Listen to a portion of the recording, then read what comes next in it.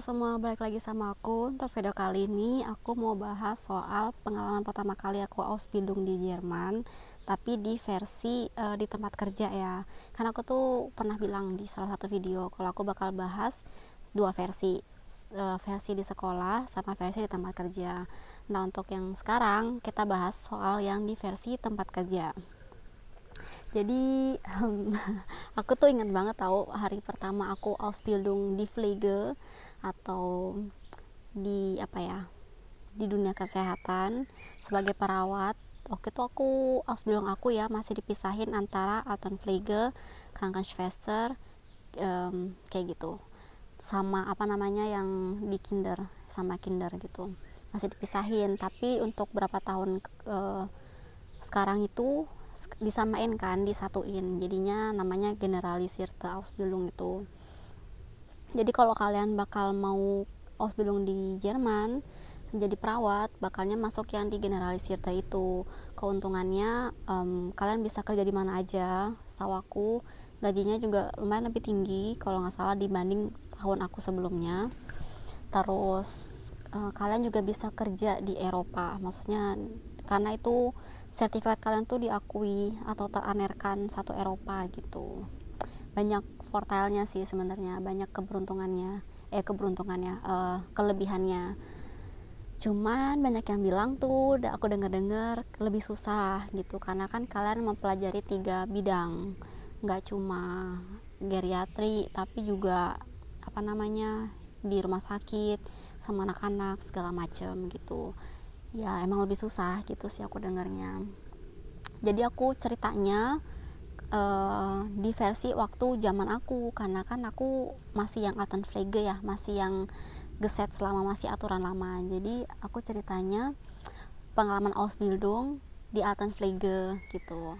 Jadi biar kalian nggak bingung atau gimana gitu. Jadi ya gitu deh. Ya udah mulai aja kali ya. Jadi sebelum Ausbildung gitu aku tuh sebenarnya udah di Pflege ya, udah kerja di Pflege, walaupun ya nggak gimana gitu, karena aku cuma jadi relawan atau aku shot dulu di sini. Aku shot itu 1,5 tahun. Terus setelah shot itu aku dapat kontrak Ausbildung kan Agustus ya mulainya. Nah tapi aku selesai shot itu kalau nggak salah bulan Mei, kalau aku nggak salah ingat ya. Nah jadi Juni Julinya itu kan kosong ya 2 bulannya itu. Terus baiknya tempat aku Ausbildung itu menyarankan buat aku kayak semacam praktikum di tempat mereka, dan aku juga digaji, dan gajinya tuh gaji Ausbildung gitu loh. Jadi aku bayar Wohnung masih murah, terus aku dapat gaji kayak gaji Ausbildung gitu. Terus aku pikir ya kenapa enggak gitu kan, karena kan emang aku nganggur 2 bulan cuma ngabisin duit jadi ya mending praktikum, karena kan praktikumnya aku juga digaji gitu. Jadi sebenarnya itu hari pertamanya tuh bukan waktu aku Ausbildung, tapi waktu aku praktikum itu. Tapi termasuk lah ya, karena kan mereka mikirnya aku tuh anak Ausbildung waktu itu. Jadi ya begitulah. Jadi hari pertama itu ya aku datangnya nggak kayak mereka. Jam 6 kan kita mulai kerja paginya, shift pagi kita jam 6, tapi aku disuruh datang jam 8 untuk hari pertama, karena aku harus nemuin chef aku atau bos aku dulu, dan chef aku atau bos aku itu datangnya jam 8. Jadi makanya aku ngikutin jamnya si bos ini gitu, biar mereka bisa bawa aku, ngenalin aku ke teman-teman kerja gitu, biar nggak canggung datang pagi-pagi jam 6 gitu loh. Terus aku datang jam 8, ketemu sama bos aku, terus mereka bilang, oh yaudah ayo kita naik ke atas ke stasiun aku. Terus aku dikenalin sama teman-teman kerja gitu. Kesan pertama biasa aja sih, soalnya nggak kenal orang-orangnya gitu. Terus merekanya ngeliat akunya rada gimana, dan di situ aku posisinya kayak nggak punya apa ya, punya feeling apa-apa gitu loh, kayak biasa aja gitu. Terus apa namanya, aku juga nggak punya apa ya, kayak mikir aneh-aneh gitu loh, nggak juga gitu. Pokoknya positive thinking aja gitu, nggak punya apa ya, pikiran kemana-mana gitulah pokoknya. Terus yang pertama kali ngebawa aku, kan kalau misalnya kita belum tahu stasiun itu, kita hari pertama kerja itu ada yang namanya Anarbeitung. Jadi itu kayak di training lah istilahnya ya, bahasanya gitu loh. Jadi kalau awal-awal itu kita di training dulu kan sama mereka. Normalnya di trainingnya itu minimal 3 hari kita di training, atau kalau bisa seminggu 2 minggu, itu masa-masa training ya, masa-masa kita dilatih gitu, diajarin apa aja sih yang kita harus tahu itu dari stasiun itu segala macam.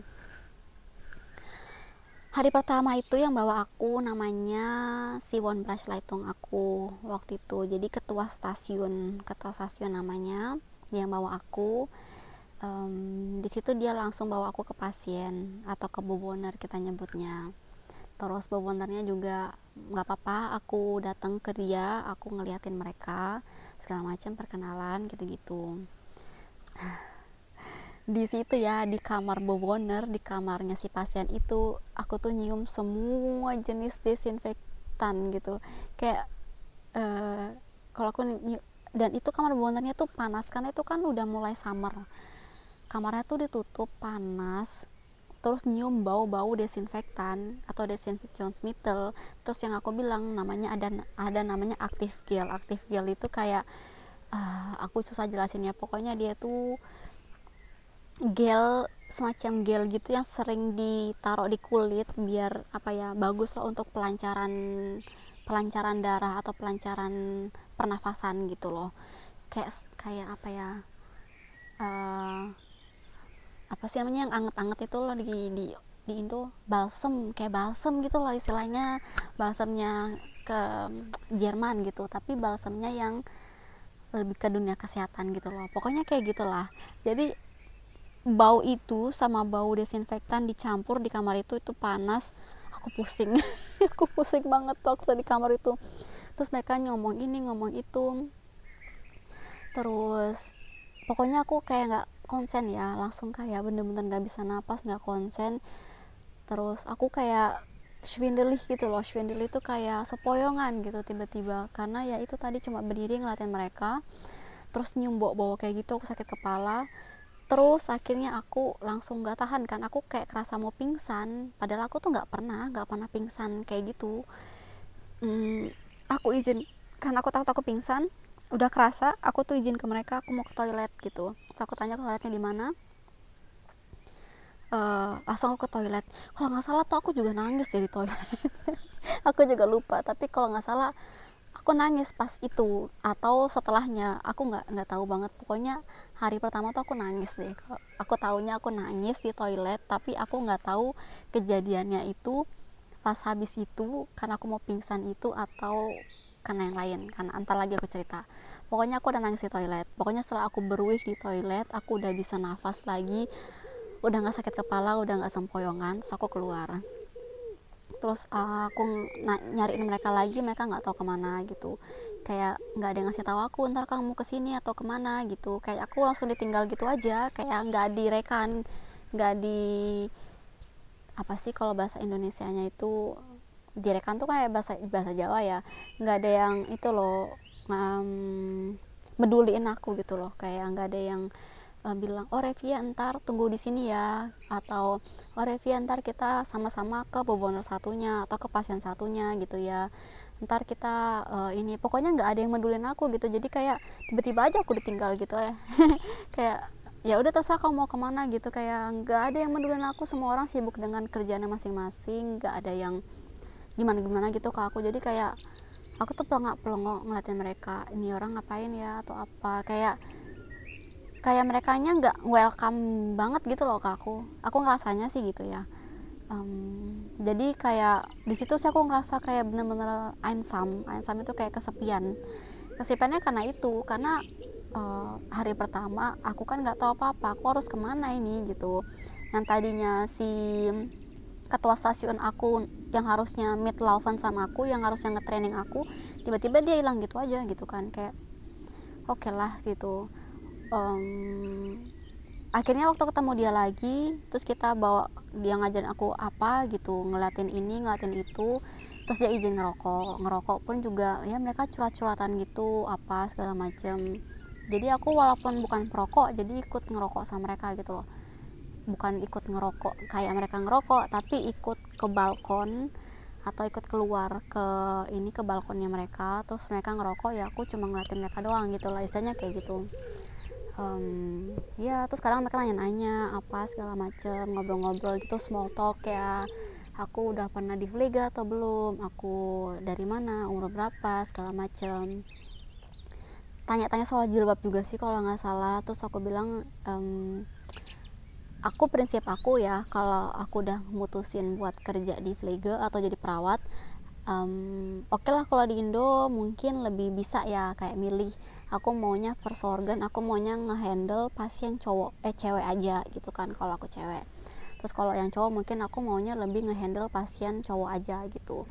Tapi kalau di zaman itu kan gak segampang itu ya. Terus udah tahu ya gimana besetzungnya, personalnya di Jerman, kekurangan staff segala macam. Jadi itu menurut aku nggak möglich gitu loh. Jadi nggak mungkin untuk kayak gitu. Mungkin kalau kita selalu dipenuhi dengan staff yang cukup, staff yang banyak, suatu saat nanti mungkin itu bisa ya, kayak bisa makbar gitu, atau memang rumah sakit Islam atau segala macam mungkin bisa ya kayak gitu. Tapi kalau rumah sakit normal nggak bisa pilih-pilih pasien gitu, menurut aku sendiri aja ya, secara general itu tuh nggak profesional gitu loh kalau kita pilih-pilih pasien. Aku cuma maunya ke cewek aja, aku nggak maunya pasien yang ini, aku nggak maunya itu, menurut aku tuh nggak profesional gitu. Karena nggak setiap saat kita punya banyak pasien cewek, nggak setiap saat kita punya banyak personal gitu atau staff gitu. Jadi kita harus fleksibel, dan emang itu udah keputusan aku buat aku kerja di dunia perawat, kerja di dunia kesehatan. Dan aku kan nggak, dari awal aku udah bilang, karena aku udah terbiasa ngeliat hal kayak gitu waktu zaman FS shot, orang telanjang lah, cewek cowok telanjang lah segala macam. Jadi udah kayak nggak ada pikiran apa-apa gitu loh. Jadi kayak ngeliat mereka tuh bukan kayak ngeliat cewek atau cowok telanjang atau manusia telanjang gitu, enggak. Jadi kayak ngerasa itu ya itu kerjaan aku gitu aja sih. Jadi aku juga jelasin kayak gitu ke mereka, aku nggak masalah ngehandle pasien cewek atau cowok gitu, aku nggak membeda-bedakan, aku bilang kayak gitu. Di situ mereka baru kayak ngeliat, oh ya udah bagus gitu, oke. Itu sih yang first impressionnya gitu ya ke mereka. Terus ya itu tadi, pokoknya setelah aku dikasih lihat sama beberapa boboner, sama beberapa pasien, aku tuh sering tinggal sama si ketua stasiun itu, karena kan dia juga harus ngurusin medikamente, ngurusin obat-obatan, terus dia harus ngurusin yang lain. Jadi aku nggak bener-bener bisa ngikut dia gitu loh. Terus yang lain itu juga nggak mau ngajak aku. Aku kayak punya feeling banyak orang nggak mau ngetraining orang baru, nggak mau orang ngetraining anak Azubi. Banyak mereka nggak mau berurusan sama Azubi, sama Ausbildung, sama anak Ausbildung itu nggak mau, banyak yang nggak mau. Aku kayak mikirnya kenapa sih kok gitu amat gitu loh, kayak ya ampun, aku kan di sini niatnya buat belajar gitu. Karena aku kan suatu saat ya, kalau aku udah kerja, aku udah tahu kerjaan udah kayak gini kan, aku bakal bantu kalian juga gitu kan. Aku mikirnya kok anti banget sih sama aku gitu, aku mikirnya kayak gitu tahu awal tanpa tahu alasannya kenapa gitu kan. Karena ngerasanya kayak gitu, kayak ya ampun einsam aja, benar-benar kesepian gitu, nggak ada yang ngerekan, nggak ada yang meduliin, nggak ada yang datengin kayak bilang ayo Revia ikut aku yuk, aku ajarin ini, ayo Revia, kayak gitu tuh nggak ada yang peduli. Jadi kalian tahu apa yang aku lakuin awalnya? Oh pokoknya kalau nggak salah karena baru pokoknya karena itu deh, kalau nggak salah aku ke toilet terus nangis karena itu deh, karena aku udah overboarded ya, udah kayak ngerasa aku ganti view, karena soal mataharinya udah pindah kan, jadi biar nggak terlalu gelap gitu loh kameranya. Ya gitulah pokoknya. Di awal-awal itu aku ngerasa kesepian, ngerasa nggak ada yang mau ngajarin aku, nggak ada yang mau pedulin aku, nggak ada yang mau nge-training aku. Pokoknya karena alasan itu semua, aku tuh akhirnya ke toilet terus nangis di toilet. Terus kayak ya gimana ya, ya ampun gini amat sih kok kayak pada mereka tuh kayak gini sih ke aku gitu. Aku kan ini hari pertama, aku nggak tahu apa-apa, kok sampai segitunya mereka ngacangin aku, nggak welcome, nggak segala macam gitu, bener-bener dikacangin gitu aja, nggak ada yang bener-bener pengen ngajarin aku segala macam gitu. Jadi kayak apa ya, ngerasa nggak enak aja, itu feeling aku tuh nggak enak gitu. Pokoknya sudahlah. Terus akhirnya aku aku berusaha nenangin diri, kayak ya udah tenang gitu di kamar mandi atau di toilet. Terus kayak bilang sama diri sendiri, bisa kok, bisa gitulah. Kayak berusaha nenangin diri banget lah di situ.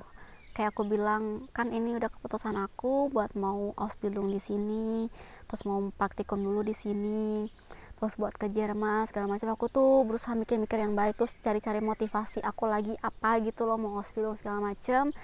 Aku nenangin diri pokoknya. Terus aku cuci muka, aku agak nunggu gitu sampai mataku nggak sembab gitu kan ya, habis nangis kelihatan. Terus aku keluar lagi. Terus akhirnya aku yang datangin mereka. Aku nanya-nanya ke siapapun yang aku temuin, kamu butuh bantuan apa, kamu lagi ngapain. Aku yang akhirnya inisiatif buat nanya, buat nge-nerve mereka atau gangguin mereka, datangin mereka. Mereka nanya-nanya aja, aku yang ke mereka gitu, aku yang selalu datangin ke mereka. Kayak waktu lagi jam makan, waktu lagi makan itu semuanya pada nyuapin. Akhirnya aku duduk di salah satu bobonor atau pasien, aku langsung nyuapin dia gitu, karena nggak ada yang ngejelasin ke aku sama sekali. Revia, kamu duduk di sini, kamu nyuapin dia, tolong. Revia, kita ini lagi jam makan, kita harus bagiin makanan. Nggak ada sama sekali yang ngejelasin, nggak ada yang ngomong ke aku, nggak ada yang ngajak ngomong aku atau ngejelasin apapun pas jam makan siang. Jadi aku sendiri yang inisiatif ngeliatin mereka ngapain gitu. Kan aku juga aku nggak bisa bagiin makanan karena aku nggak kenal nama-nama mereka siapa. Terus akhirnya aku cuma memperhatikan aja. Terus karena aku udah tahu ya cara nyuapin orang, jadi aku akhirnya inisiatif sendiri buat nyuapin salah satu bewoner di situ. Terus aku pikir ya kalau mereka marahin aku ada ngelakuin kesalahan, kan mereka pastinya negur gitu. Akhirnya mereka cuma ngeliatin doang gitu. Berarti kan nggak apa-apa gitu, akunya nggak dimarahin atau segala macam, nggak apa-apa gitu. Tapi ya itu kayak komish aja gitu, aneh lah aku ngerasanya. Kayak ya ampun, itu hari pertama aku tapi mereka nggak ngasih tahu aku apa-apa gitu, cuma ngenalin ke beberapa bewoner udah gitu, tapi nggak ada yang bener-bener ngetraining apa ngenalin gitu, nggak ada. Jadi di hari itu aku tuh berusaha bener-bener inisiatif datangin orang gitu buat ini segala macam, nanya gitu. Jadi itu sih pesan aku ke kalian, kalau kalian Ausbildung, apalagi di perawat, di dunia kerja, nggak melulu lah di rumah sakit, di panti jompo, di mana aja,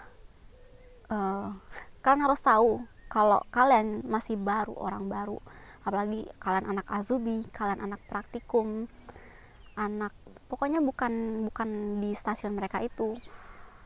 Banyak yang nggak mau nge-training kalian, banyak yang nggak mau midlaufen sama kalian, istilahnya namanya midlaufen, atau kayak bareng gitu, kerja bareng sama kalian berdua, biar kalian tahu kerjaannya mereka tuh seperti apa. Banyak yang nggak mau, pokoknya ngebawa azubi, ngebawa orang Ausbildung, ngebawa orang praktikan bareng-bareng gitu, atau ngenalin gitu, atau ngajarin, atau ya itu nge-training itu. Banyak yang nggak mau. Jadi jangan heran gitu kalau misalnya nanti kalian juga ngehadapin situasi yang sama, karena aku juga ngerasain itu gitu. Aku nggak bakal bilang kalau itu tuh hal normal ya, sebenarnya itu nggak normal. Tapi aku di satu sisi tuh mengerti gitu loh. Sekarang karena aku udah tahu ya kerjaannya di perawat itu seperti apa, terus banyak pengalaman sama anak azubi, sama banyak pengalaman sama anak praktikan gitu, aku di satu sisi bisa mengerti gitu loh kenapa banyak yang seperti itu. Di satu sisi itu gini ya, aku jelasin dikit ya kenapa mereka tuh bisa kayak gitu. Karena kerjaannya perawat itu, kerjaannya di dunia medis, di dunia kesehatan, entah di rumah sakit, di panti jompo dan lain itu tuh berat gitu, stres, kerjaannya banyak, stres. Side truknya itu tekanan waktunya tuh tinggi, stresnya tuh juga tinggi gitu kan. Terus kadang kita tuh udah berusaha buat ngejelasin anak Azubi, ngejelasin anak yang lagi praktikum, yang lagi Ausbildung, baik-baik itu ngejelasin, ngebaik-baikin, ngajarin segala macam, tapi merekanya yang ngelunjak, merekanya yang nggak ngerti, yang merekanya dijelasin, dikasih tahu beberapa kali itu tetap aja nggak ngerti gitu. Akhirnya jadinya nggak sabar, kitanya nggak sabar karena kita juga capek, kitanya juga apa ya, pengennya kerjanya cepet gitu. Tapi kalau kita ngambil orang, kita ngasih lihat orang kerja bareng, ngetraining orang, itu tuh butuh kesabaran, butuh waktu. Tapi kalau kita udah ngasih itu, kita udah ngasih kesabaran kita, ngasih waktu kita, ngasih apa ya, ilmu kita, dan merekanya nggak serius, merekanya malah main-main, merekanya nggak ngehargain kita, itu jadinya kayak ngerasa useless gitu loh, kayak ngerasa percuma gitu ya, kayak buang-buang waktu aja gitu. Udah akunya capek, akunya udah ini segala macam, tapi merekanya malah gitu, malah nggak ngehargai gitu. Banyak banget anak Azubi yang kayak gitu. Aku sendiri banyak nemuin anak praktikan, anak yang lagi praktikum, internship di tempatnya tuh banyak banget yang kayak gitu. Jadi mungkin banyak pengalaman juga yang kayak gitu, bikin orang-orang mikir, aduh ngapain gitu, aku capek-capek ngajarin, aku capek-capek ngejelasin ke anak Azubi, anak baru. Dan mungkin mereka mikirnya seperti yang aku lihat ya, aku bukan orang Jerman, aku dari negara lain, aku outlander, terus aku juga pakai jilbab gitu. Terus ada mungkin perasaan kayak mikir, paling dia nggak akan bertahan lama sama kita, paling dia nggak akan kerasan sama kita, jadi ngapain aku capek-capek ngajarin dia, ngapain aku capek-capek buang waktu sama dia, kayak gitu. Jadi di situ sih aku berusaha ngerti kan sama mereka, tapi aku juga ngerasa unfair, ngerasa nggak adil aja gitu loh. Kayak cobalah kalian kenal aku dulu gitu, cari tahu dulu aku tuh seperti apa orangnya gitu kan, kayak kenallah aku dulu gitu loh, baru kalian bisa ngejudge aku tuh orangnya seperti apa, aku tuh layak nggak waktu kalian, aku tuh layak nggak kalian ajarin, kalian tunjukin, kalian training gitu loh. Tapi coba kasih aku kesempatan gitu loh, kayak jangan langsung ngejudge aku aneh-aneh tanpa kenal aku dulu gitu loh. Itu sih aku yang ngerasa shade, ngerasa unfairnya atau ngerasa nggak adilnya di situ sih. Mereka belum kenal aku tapi mereka udah ngejudge aku seperti itu, begitu. Tapi kalau kalian menghadapi situasi yang sama-sama kayak aku, berusaha tenangin diri, beruih gitu, kayak kalian udah tau lah backgroundnya kenapa mereka seperti itu, kenapa mereka punya pikiran seperti itu, kenapa mereka memperlakukan orang baru seperti itu. Jadi cobalah untuk mengerti juga, walaupun memang itu tuh nggak adil, itu tuh nggak seharusnya lah seperti itu ya kan. Semua orang harus dikasih kesempatan yang sama, semua orang harus dikasih kesempatan lah istilahnya. Jadi begitulah hari pertama aku. Pokoknya yaitu kalau kalian menghadapi situasi seperti itu, kalian tenangin diri dulu, kalian berusaha positif thinking lagi, kalian mikir kenapa kalian mau ke Jerman, kenapa kalian mau Ausbildung, kenapa kalian mau ngambil Ausbildung perawat. Terus kalau kalian udah tenangin diri, udah punya pikiran positif, terus kalian yang berusaha atau mencoba inisiatif buat datengin ke mereka, datangin satu-satu orang teman kerja kalian, mereka lagi kerja, mereka lagi ngapain, kalian ketok pintunya, kalian tanya kalian butuh bantuan apa, kalian tanya kalian boleh lihat nggak, kalian boleh nggak sukuken, kalian boleh nggak meetlaufen, kalian boleh nggak bantu mereka gitu. Kayak bilang aku pengen tahu, aku pengen belajar gitu. Kalian yang tunjukin kemauan, kalian yang tunjukin inisiatif, kalian yang harus lebih aktif. Aku tahu sih itu nggak gampang, apalagi kalau kalian introvert. Jangan salah ya, aku tuh juga orangnya tuh pemalu loh di Indo, apalagi di Indo. Aku tuh anti nanya orang. Aku tuh lebih milih nyasar dibanding nanya orang. Saking malunya loh nanya orang atau unsprechen orang atau ngomong ke orang tuh aku dulu kayak gitu. Namanya presentasi, namanya angkat tangan di kelas itu, aduh anti sekali aku dulu. Apalagi ini gitu kan, dan itu bukan bahasa aku gitu. Tapi ya seperti aku bilang, karena aku udah niat buat ke Jerman, aku udah niat buat Ausbildung, aku udah niat buat ngambil Ausbildung perawat, aku harus mikirin sisi itu gitu. Aku harus buang ego aku gitu, aku yang harus ngalah. Jadi aku yang harus aktif, aku yang inisiatif buat mau belajar, buat ngasih tunjuk ke mereka kalau aku tuh mau belajar, aku tuh mau tahu gitu apa kerjaan di sini gitu, mau diajarin gitu loh. Jadi aku ya waktu itu yang lebih aktif segala macam, aku tanya ini segala macam. Itu ya hari pertama. Terus pengalaman pertama-tama, pokoknya nggak semuanya aku temuin di hari pertama sih, tapi di awal-awal tuh kayak gitu. Jadi aku yang harus lebih aktif datangin ke mereka, aku yang harus nanya terus apa aja yang harus aku lakuin, kalian butuh bantuan nggak, habis ini aku ngapain gitu. Terus kalau aku ada yang nggak tahu, aku tanya gitu, jangan diem aja. Ini kenapa gitu, harus tahu, harus tanya gitu.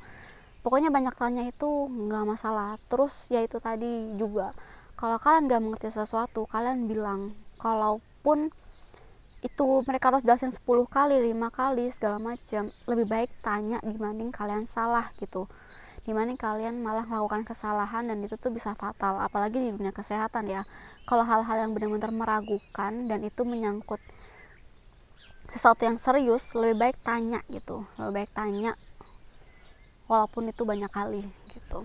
Terus apalagi ya yang waktu awal-awal itu yang perlu kalian ketahui.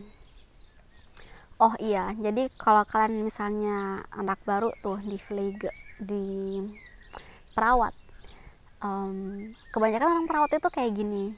Karena kalian baru, pasti kalian akan melakukan namanya kesalahan. Entah karena kalian nggak tahu, kalian lupa sesuatu, kalian salah paham, atau kalian belajarnya dari kolegen yang lain dan ternyata itu tuh hal yang salah, bukan hal yang seharusnya dilakukan. Pokoknya namanya kalian masih baru, pasti kalian akan melakukan kesalahan dan itu tuh wajar gitu. Selama kesalahan itu tidak fatal, tidak membahayakan orang lain, sebenarnya tuh nggak apa-apa dilakukan gitu kan. Namanya juga kalian baru, itulah tujuannya belajar gitu kan. Melakukan kesalahan itu adalah apa ya, partnya belajar gitu kan. Kalau kalian nggak lakukan kesalahan, kalian nggak tahu kalian belajarnya di mana gitu kan. Kalau aku mikirnya gitu kan. Tapi di dunia kesehatan, di dunia perawat di Jerman itu, orang-orangnya itu gimana ya bilangnya, orang-orangnya itu susah buat ngomong di depan. Kalau kalian salah, kalian melakukan kesalahan, mereka nggak semua orang tuh bisa ngomongnya langsung ke depan muka kalian bilang, hey kamu salah gitu, hey harusnya kamu nggak kayak gini, harusnya kamu tuh begini begitu dan lain-lain. Enggak, mereka ngomongnya di belakang, atau mereka nyindir-nyindir, kayak ngomong nyaring-nyaring, ngomong iya tuh nggak tahu siapa tadi tuh dia melakukan hal kayak gini-gini, udah tahu harusnya nggak kayak gitu-gitu. itu nyindirnya orang Jerman di perawat, di dunia perawat, di dunia kesehatan.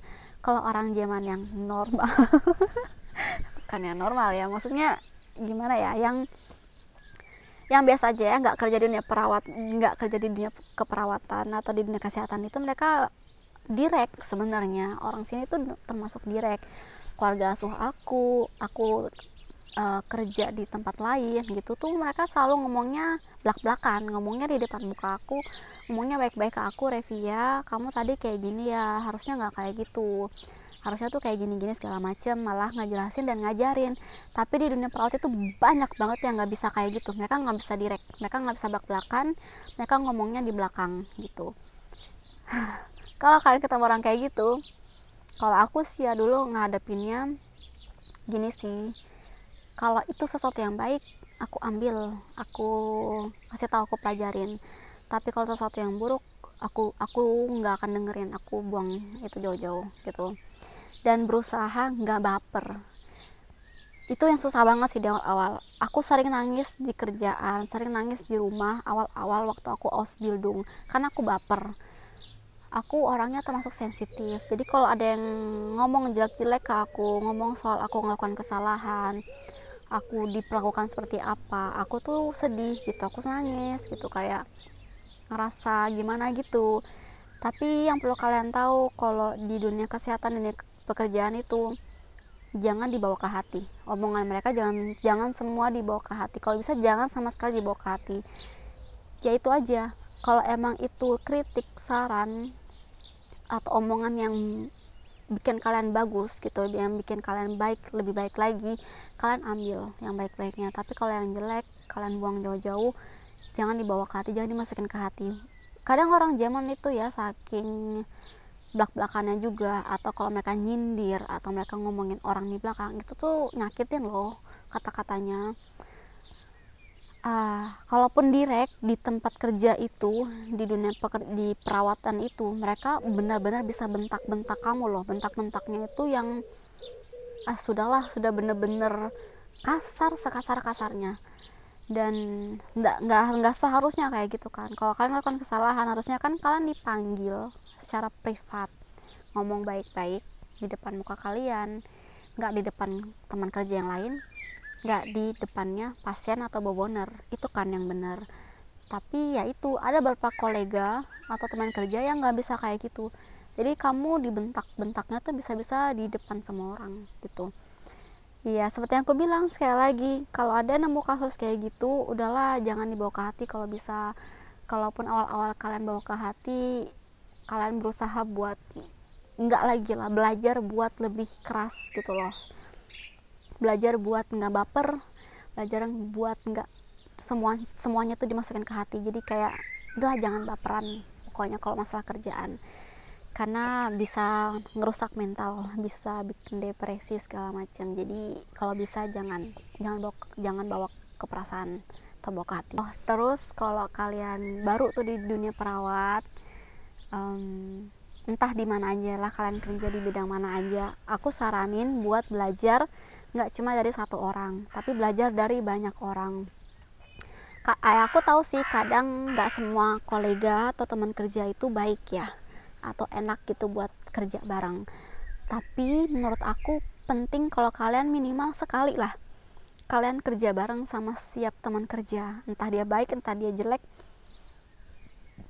entah dia sabaran, entah dia keras kepala atau segala macam. Jabarin deh semuanya. Karena apa? Ilmu setiap orang tuh beda-beda gitu.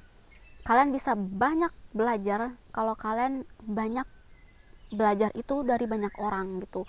Karena itu tadi, setiap orang tuh punya ilmu masing-masing, punya pengetahuannya masing-masing, punya triknya masing-masing. Kalau kalian belajar dari banyak orang, kalian juga bisa banyak belajar trik itu, pengetahuan itu, caranya itu. Dulu aku kayak gitu, makanya aku tuh masuk cepat belajar, cepat ngerti, cepat kerjanya, karena aku belajar dari banyak orang. Aku tuh ngikut kolega A, ngikut kolega B, ngikut kolega C. Terus aku ngelihat cara kerjanya mereka, yang paling cepat yang mana, yang paling efektif buat aku yang mana. Terus aku pilih sendiri, aku menyesuaikan dengan kepribadian aku sendiri, dan apa ya, yang menyesuaikan dengan yang aku suka gitu, yang menurut aku yang paling nyaman buat diikuti. Jadi aku ngeliat, oh ternyata caranya bisa cara kayak gini, oh ternyata kalau kayak gitu tuh caranya bisa kayak gitu gitu. Kayak ada banyak cara lah, pokoknya banyak trik. Nah itu ambil yang paling baik lah dari antara semua. Terus kalian bisa banyak belajar aja gitu, jadi kayak banyak option aja gitu. Jadi banyak pengetahuan, banyak trik baru yang bisa kalian pelajari. Dan kadang satu orang itu nggak jelasinnya nggak lengkap ya, soal stasiun kalian kerja, soal pasien yang kalian kerjain gitu, soal pasien-pasien itu. Jadi nggak satu kolega itu nggak tahu semuanya lah. Jadi kalau kalian banyak belajar dari kolega yang lain kan bisa banyak informasi juga gitu loh, soal pasien segala macam, soal stasiun kalian gitu-gitu. Jadi kalian juga lebih tahu, lebih bisa mempelajari kerjaan kalian lebih baik gitu. Makanya coba belajar dari banyak orang, dari banyak kolega gitu. Terus ya itu deh, ntar kalian makin lama makin lambat laun itu makin ngerti lah, oh ternyata kerjaan di stasiun aku kerja tuh seperti ini, oh ternyata pasien-pasien di sini tuh seperti itu, oh ternyata uploadnya kerjaan aku kayak gitu, oh urutan kerjanya tuh kayak gitu.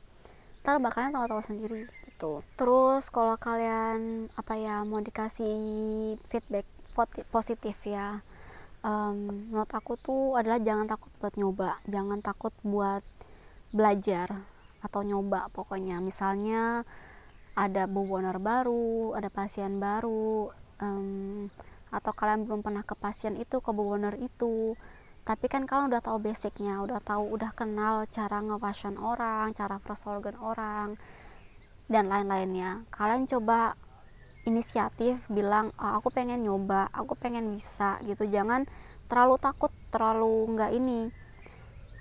Kalau aku ya tipe orang yang kayak nyoba dulu, kalau aku nggak bisa aku tanya ke mereka, aku datang ke mereka, aku minta bantuan gitu. Tapi aku selalu berusaha pengen nyoba, aku pengen belajar gitu. Dan aku emang orangnya nekat sih ya, mungkin karena itu juga ya, jadi aku orangnya nekatan. Aku bilang udah aku aja yang ngelakuin gitu. Kalau aku nggak bisa, aku ngerasa ragu, baru aku panggil kalian.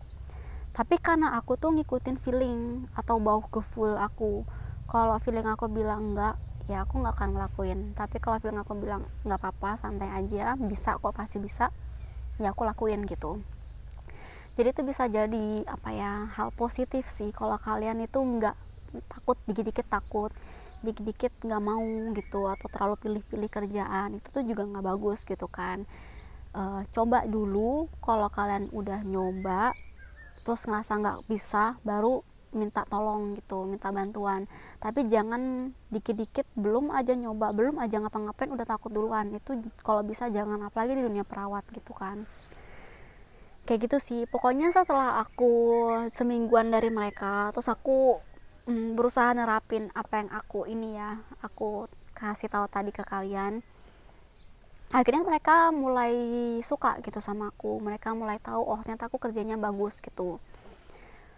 Walaupun pasti ada aja ya ke pertengahan, ada masalah, ada ini itu tuh banyak banget, tahu banyak aja, nggak mulus-mulus gitu aja masa ausbildung aku itu, ada aja. Tapi aku nggak nyerah intinya.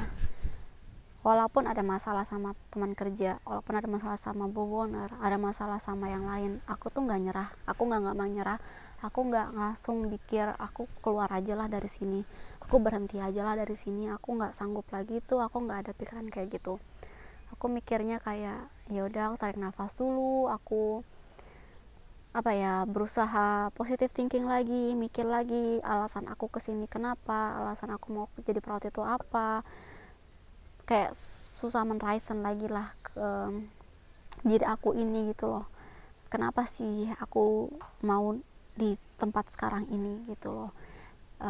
Terus kalau aku udah kumpulin itu semua, terus aku kayak nyoba lagi, kayak pokoknya jangan give up sih, jangan off given, jangan gampang off given, jangan gampang nyerah, karena emang gak gampang, pasti lah masalah itu pasti ada aja.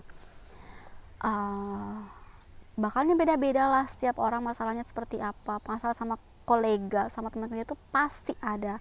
Aku mau ceritain ada tahun atau lebah, aku mau ceritain beberapa masalah yang lumayan berat ya di waktu aku ausbildung, biar kalian tahu lah, ada gambaran sedikit, atau misalnya kalian menghadapi masalah yang sama gitu ya, buat ada gambaran dikit lah.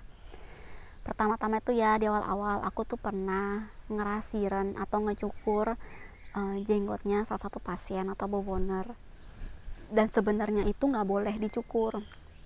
Jadi dia tuh kumis yang atasnya itu selalu dibiarin nggak dicukur, dan cuma yang bawah, cuma jenggot, tapi kumisnya nggak boleh.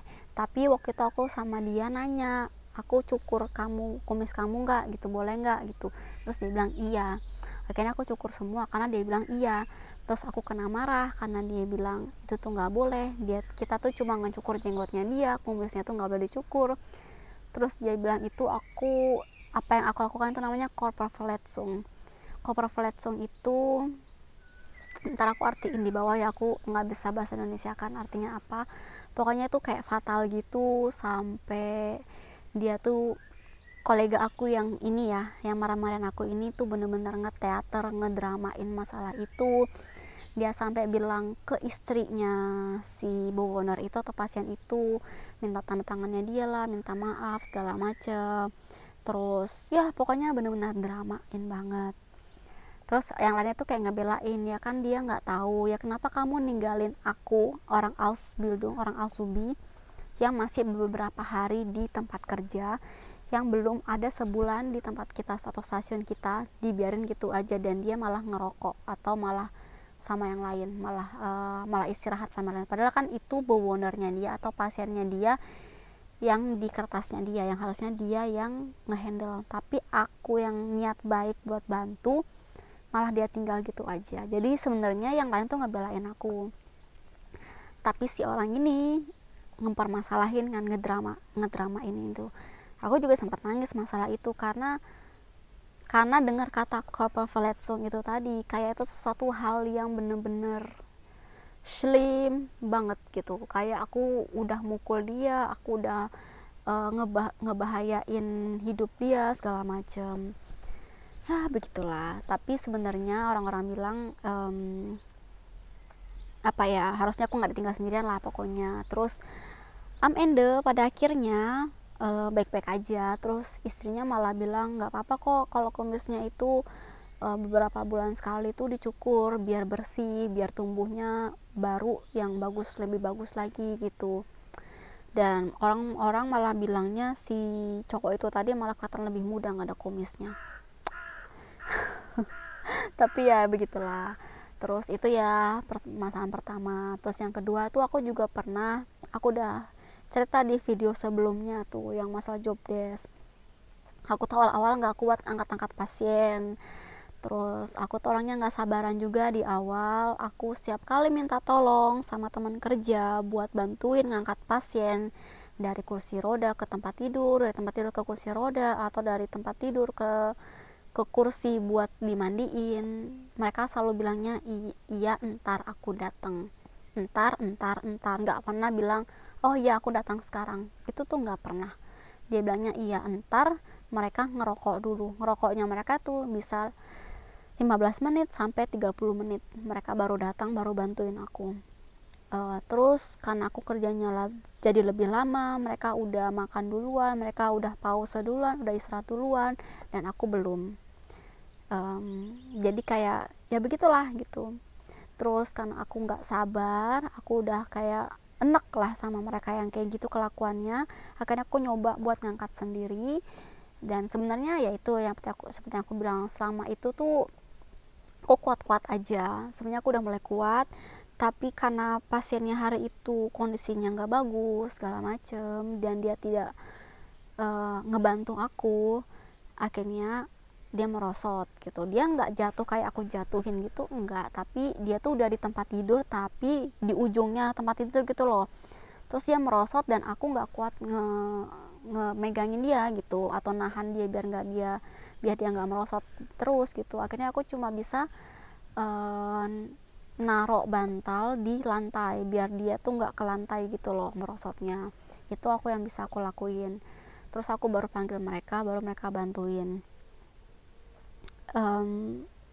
Dan yang ngebantuin aku itu nggak bikin protokol, ada namanya Sturz protokol. Kalau ada pasien yang jatuh ke prosot apa segala macam, itu tuh harus ada protokolnya, harus ditulis kenapanya dan lain-lain. Nah tapi kan aku nggak tahu apa-apa soal protokol itu, karena kan aku belum diajarin dan itu aku masih baru di situ. Terus yang shift selanjutnya atau besoknya mereka bilang ternyata si pasien itu badannya biru-biru. Biru-birunya tuh banyak gitu loh, kayak banyak gitu di mana-mana. Terus itu kayaknya lumayan lah biru-birunya. Terus mikirnya ya karena aku tadi. Terus aku tuh, mereka tuh udah mikirnya aneh-aneh ya, kok bisa kamu apain dia segala macem, dia tuh jatuhnya parah banget dong, bla bla bla segala macam. So aku jelasin dia itu nggak jatuh yang gimana, itu cuma terperosot. Tapi tahulah beberapa pasien itu gampang sekali dia badannya biru karena obat-obatannya mereka. Jadi walaupun kita pegang dikit atau pegang apa, atau dia kejeduk sedikit aja, itu bisa biru banget. Apalagi yang keprosot yang ke lantai gitu kan. Nah, kalau kalian udah belajar soal obat-obatan pasti tau lah apa yang aku maksud. Pokoknya beberapa pasien tuh sensitif sama yang kayak gitu. Walaupun benturannya nggak keras, benturannya itu nggak terlalu gimana itu, tapi kalau dia dapat obat-obatan yang bisa memicu itu, akhirnya dia jadinya biru-biru badannya. Walaupun dia itu tadi, walaupun benturannya nggak keras atau gimana gitu. Ya itulah, terus mereka ya udah ngata-ngatain aku. Ada salah satu kolega yang bener-bener kayak Schweser Rabiata lah kalau orang sini nyebutnya, perawat Rabiata yang terkenal galak, terkenal segala macam lah itu. Aku benar-benar dibentak di depan semua orang. terus harusnya tuh dia tuh kita kirim ke rumah sakit, harusnya dia itu nggak boleh kayak gitu, harusnya bla bla bla gini-gini segala macam. Terus aku tuh bilang ke yang lain, aku tuh nekat kayak gitu nganu sendirian ya karena itu tadi, setiap kali aku minta tolong, setiap kali aku minta ini, mereka tuh nggak langsung datang, aku tuh ditinggalin, aku tuh didiamin sampai 15 sampai 30 menit nungguin mereka ngerokok. Terus mereka bilang, yang lain kali kalau kamu minta tolong sama orang dia nggak langsung datang, kamu minta tolong sama teman yang lain, jangan cuma ngandelin satu orang kayak gitu. Itu juga bakalnya aku saran ke kalian sih, kalau kalian minta tolong sama teman kerja terus kalian udah nunggu 5 sampai 10 menit mereka nggak ada, orang itu nggak datang, kalian minta tolong sama yang lain gitu, kecuali emang cuma ada dia gitulah. Dan kalau emang kalian ragu, kalian rasa nggak bisa, mending nunggu deh dibanding kejadian kayak aku gitu. Pokoknya lebih baik apa ya, cari aman lah masalah kayak gitu, karena resikonya ya bisa kayak aku itu ngeprosotin pasien gitu. Emang itu aku akui emang salah aku juga ya, akunya nggak sabaran gitu, dan akunya nggak minta tolong yang lain dan lain-lain. Terlalu nekat sih kalau itu kataku. Kalau yang di situ aku emang itu juga salah aku juga ya. Ada waktu itu teman kerja aku yang suka ngekontrol kerjanya orang lain, masalah dokumentasi, masalah kerjaan, hal-hal gitu dia kontrol, dia cek satu-satu. Dia bilang, Revia kamu lupa dokumentasi ini, kamu lupa ini gitu, dikontrol dong satu-satu kerjaan aku. Dan waktu itu pernah ketahuan dia yang salah dokumentasi padahal, tapi dia iya gitu deh nggak mau benar-benar ngakuin, malah kayak aplengkung kayak yang lain, malah kayak ya gitu deh pokoknya nggak ngakuin. Itu ada juga. Terus ada juga orang ke tempat kerja, teman kerja itu yang ngerasa cara dia adalah cara yang paling baik, cara satu-satunya harus kita semua ikuti, padahal setiap orang kerjanya beda-beda, cara kerjanya beda-beda, dia nggak bisa maksa kita semua harus kayak dia kerjanya, cara kerjanya ngikutin semua step by stepnya kayak dia, itu dia nggak bisa, karena itu nggak fleksibel gitu kan. Kayak kita semua orang itu nggak bisa disamain gitu loh. Yang penting kan hasilnya, yang penting tujuan akhirnya, hasilnya, ergebnisnya. Mau caranya gimana, kalau hasilnya bener kan egal ya toh, ya terserah gitu kan. Tapi dia nggak suka, dia ngerasa cara dia yang paling sempurna, cara dia yang paling baik, dan kita harus ngikutin dia. Itu juga ada. Tapi akhirnya ya kita ngelawan-lawan aja, kita bilang enggak, aku nggak bisa kerja kayak kamu, enggak, aku kerjanya kayak gini, dan aku rasa cepatnya sama, dan aku rasa hasilnya juga sama-sama bagus, jadi biarin gitu loh, ini cara kerja aku, kamu nggak bisa maksa-maksa. Itu juga ada juga yang tukang bentak-bentak, yang aduh kalau marah udah kayak parah lah, bentak-bentak orang. Awal-awal sering nangis sama dia, akhirnya lama-lama kalau dia marahin aku hal sepele, hal yang nggak worth it buat dibentak-bentak, yang nggak worth it buat dia marahin aku sampai segitunya, aku kacangin dia. Aku nggak akan negur dia, aku nggak akan ngobrol hal-hal nggak penting gitu sama dia, aku diemin. Akhirnya dia sendiri yang baik-baikin aku, dia sendiri yang ini segala macam sama aku, padahal ya emang sih aku salah, tapi nggak gitu juga gitu loh, cara negurnya tuh bisa normal kan, aku kan juga manusia gitu kan, perlakukanlah aku kayak manusia normal gitu loh, nggak perlulah cuma karena hal kecil doang dia bentak-bentak aku depan semua orang, terus dibahas berkali-kali hal yang sama, itu nggak perlu gitu kan. Cukuplah dia sekali ngomong, ya itu kamu salah, jangan ulangi lagi, selesai gitu. Begitu juga banyak kolega yang kayak gitu, teman kerja yang kayak gitu. Jadi ya saran aku jangan terlalu ambil di hati gitu, atau kacangin aja kayak aku, ntar dia baik-baik sendiri. Apa ya, pokoknya kayaknya yang awal-awal tuh kayak gitu sih kebanyakan, pasti selek kelai atau ada masalah sama teman kerja tuh pasti ada, pasti ya. Tapi ya itulah, pokoknya jangan menyerah. Kalau kalian ngerasa itu kalian nggak salah, kalian juga nggak patut digituin, diperlakukan seperti itu, kalian bilang, kalian juga jujur. Terus apa ya, terus kalau ngerasa itu hal yang bener-bener parah banget, kalian baru bisa ke bos atau ke chef. Kalau kalian ngerasa nggak bisa menyelesaikan masalah itu sendirian, kalian konsultasikan itu ke atasan kalian yang posisinya lebih di atas kalian. Kalian cerita, kalian curhat ke dia, gimana sih caranya, apa sih yang harus aku lakukan, segala macam. Kalau kalian ngerasa nggak bisa lakukan atau menyelesaikan itu sendiri, kalau kata aku sih jangan dikit-dikit mikirnya aku langsung mau pindah, aku langsung mau berhenti, aku nggak kuat gitu-gitu. Nggak bisa menurut aku ya, karena di setiap kerjaan, mau itu di perawat, mau itu di hotel, mau itu di resto, namanya masalah itu pasti ada. Kalau kalian dikit-dikit pengennya berhenti, kalian dikit-dikit pengennya keluar, emang itu bakalnya menyelesaikan masalah ya yang akan kalian hadapi ke depannya. Menurut aku dengan kalian lari gitu aja, ya itu kalian cuma lari gitu, kalian menghindari masalah itu tapi tidak menyelesaikan gitu kan. Kecuali itu udah masalah yang sama berulang-ulang, kalian sudahlah coba selesaikan itu dengan cara yang baik, kalian udah coba selesaikan itu dengan cara apapun, udah ngomong ke chef atau ke bos, udah ini udah itu, tapi masalahnya terus berulang-ulang, terus terjadi berulang-ulang gitu-gitu, dan kalian ngerasa itu nggak bagus, nggak baik buat kesehatan mental dan fisik kalian, baru deh itu kalian mikir buat cari tempat sekolah lain, kalian cari tempat kerja lain, atau ngambil Ausbildung yang lain, itu baru nggak apa-apa. Tapi saran aku jangan langsung give up, itu aja sih, jangan langsung dikit-dikit nyerah. Coba dulu selesaikan, coba dulu kalian hadapi, kalau nggak bisa baru. Itu aja sih saran dari aku ya soal pengalaman Ausbildung di tempat kerja. Kayaknya sebagian besar udah aku ceritain atau aku udah kasih saran-saran dari pengalaman aku waktu aku Ausbildung.